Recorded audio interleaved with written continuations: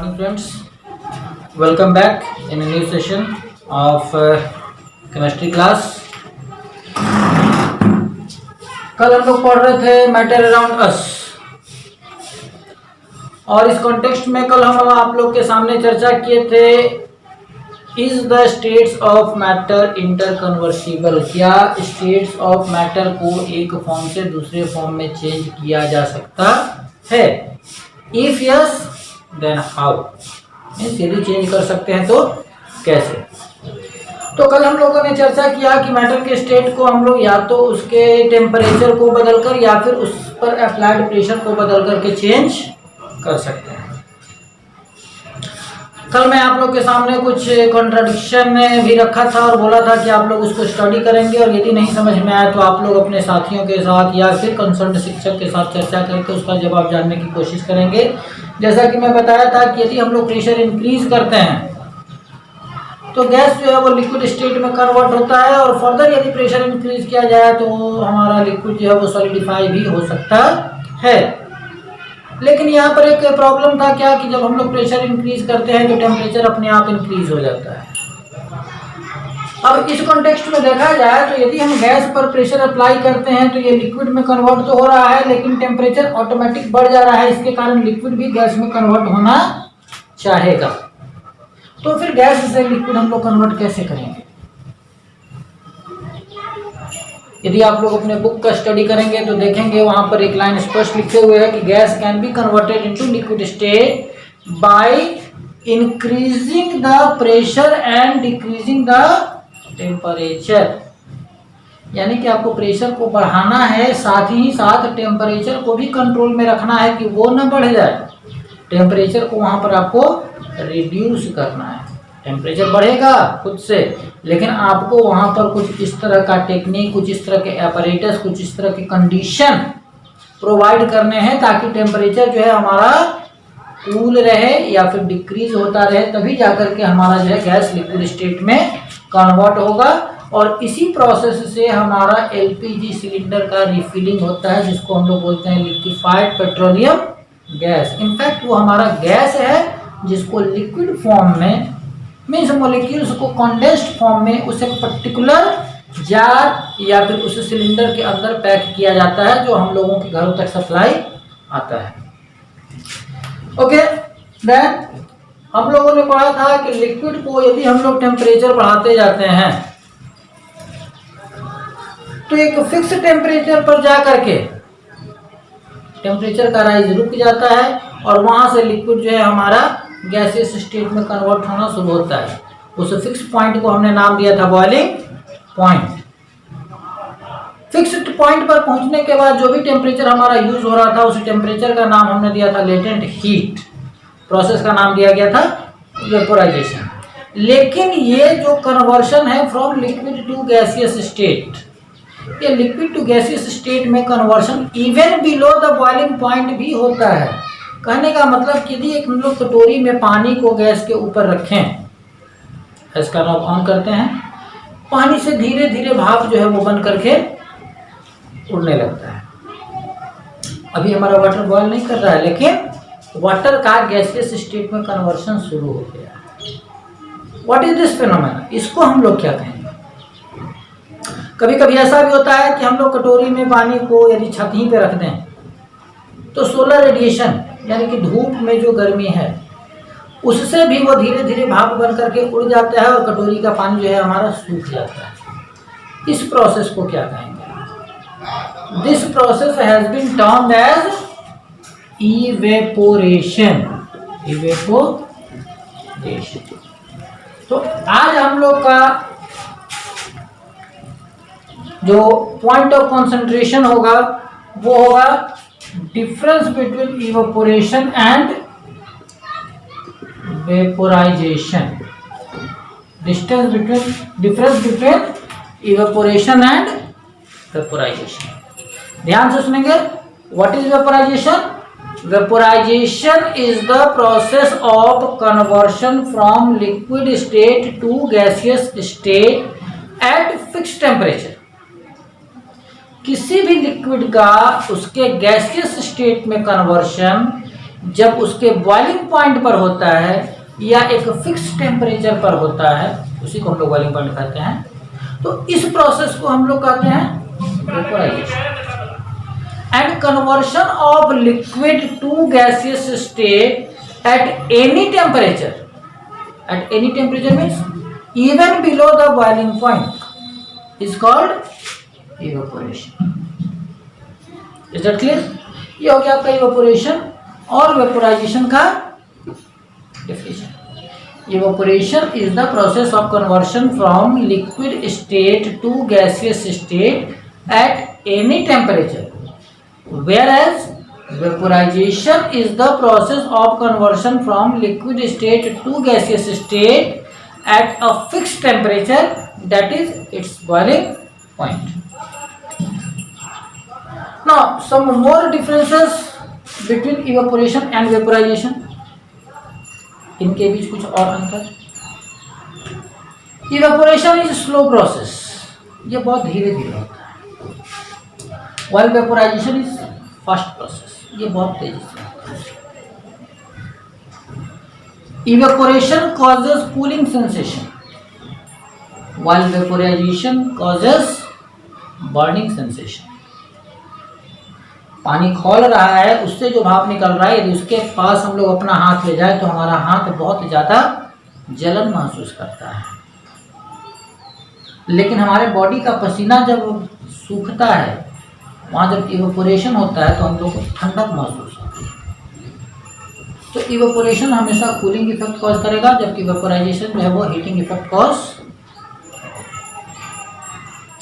Evaporation is affected by many factors.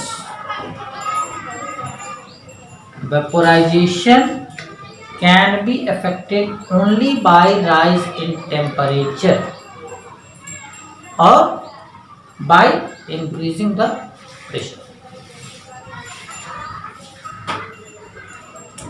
Now, what are those factors that affect process of evaporation? Evaporation किन फैक्टरों से effect होता? Factors affecting evaporation.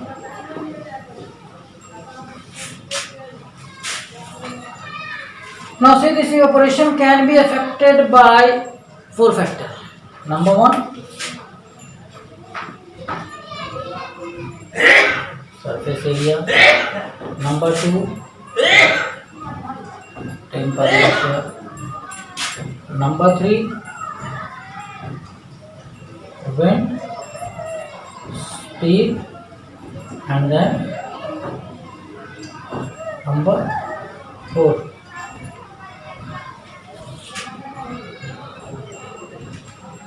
humidity.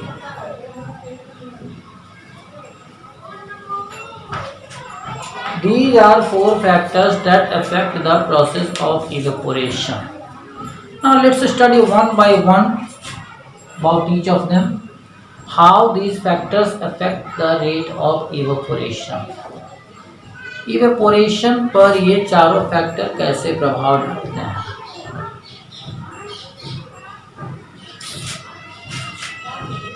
Rate of evaporation is directly related or directly proportional with surface area, temperature and wind speed.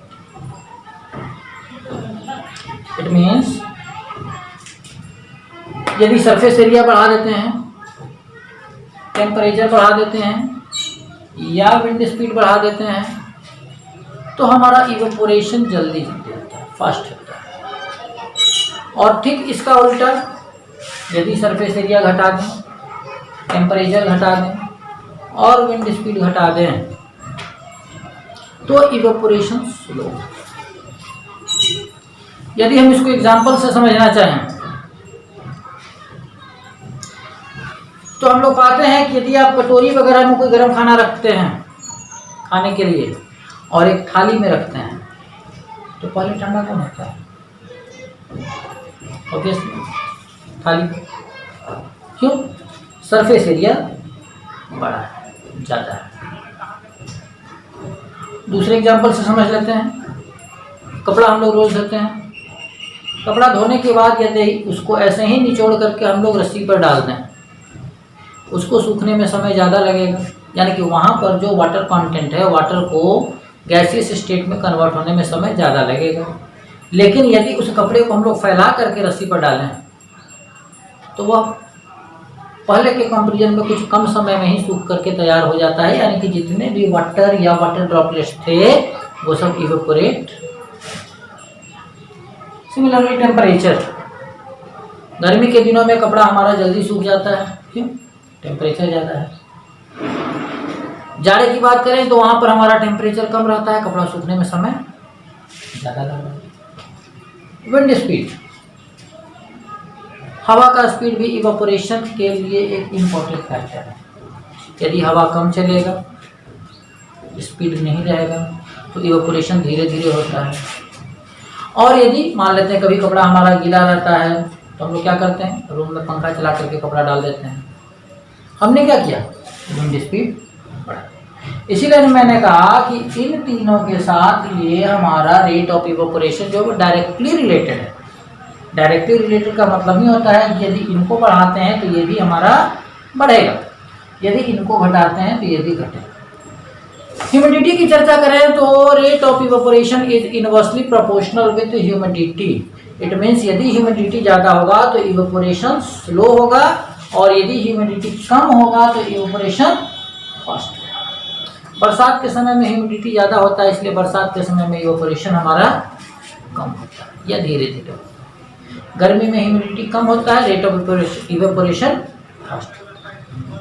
हाँ, यहाँ पे एक term आ गया humidity. हो सकता है कि आप में से कुछ लोग जानना चाहेंगे ह्यूमिडिटी क्या होता है, व्हाट इज ह्यूमिडिटी। तो ह्यूमिडिटी हम लोग कहते हैं concentration of water vapour available in atmosphere. इस एटमॉस्फेयर में जैसा कि हम लोग जानते हैं, कंपोजिशन ऑफ एयर में पढ़े होंगे कि हमारे पास वेरियस गैसेज हैं, डस्ट पार्टिकल्स हैं, कुछ वाटर वेपर भी हैं, और इनका कॉन्सेंट्रेशन जो है वो घटते बढ़ते रहता है। तो एक पर्टिकुलर टाइम पीरियड या एक पर्टिकुलर रीजन में एक फिक्स्ड वॉल्यूम में जितने भी हमारे वाटर वेपर अवेलेबल हैं उनको कहा जाता है ह्यूमिडिटी। रेनी सीजन में ह्यूमिडिटी एटमॉस्फेयर का ज़्यादा होता है, समर सीजन में ह्यूमिडिटी जो है वो। तो ये हो गया फैक्टर्स अफेक्टिंग इवेपोरेशन। हाँ, एक टर्म आपको हम और बताना चाहेंगे related with, once again, change in states of matter.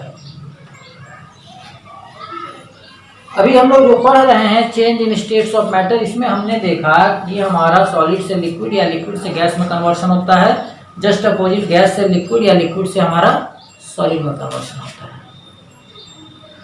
But there are few cases when solid directly gets converted to gaseous state और gas directly gets converted to solid state.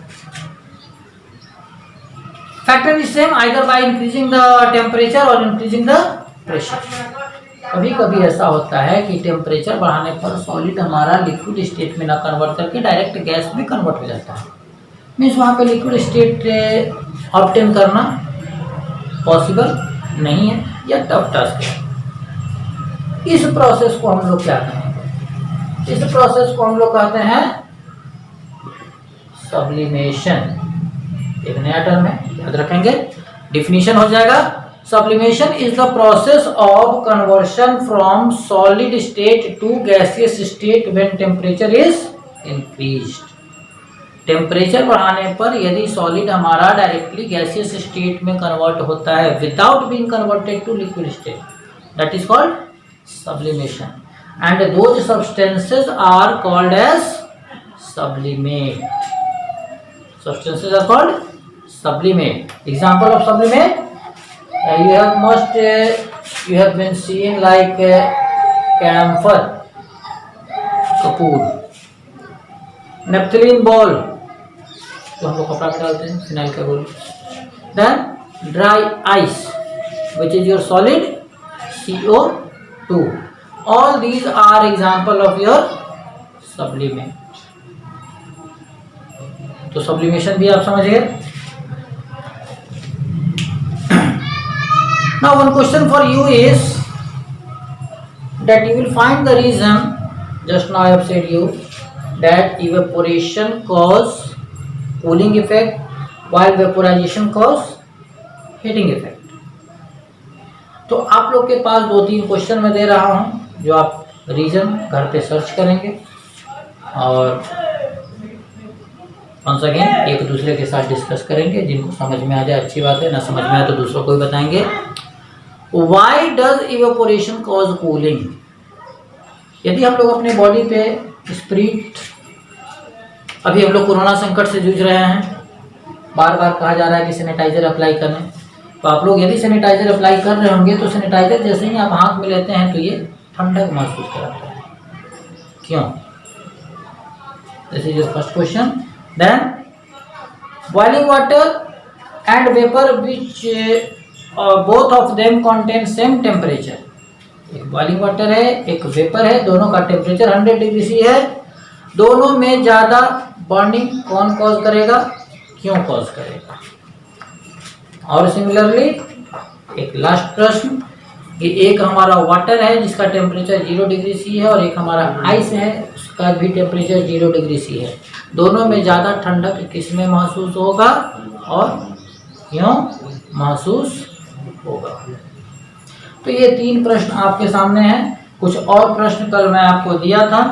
अभी हम लोग जो है नेक्स्ट सेशन में 2 state plasma और BC का चर्चा करेंगे और जितने भी ये मैं प्रश्न आपको दे रहा हूँ इसका जवाब भी आपको बताया जाएगा। तब तक के लिए आप सेल्फ स्टडी करेंगे और ये जो प्रश्न आपको दिए गए हैं इसका आंसर आप अपने नोटबुक में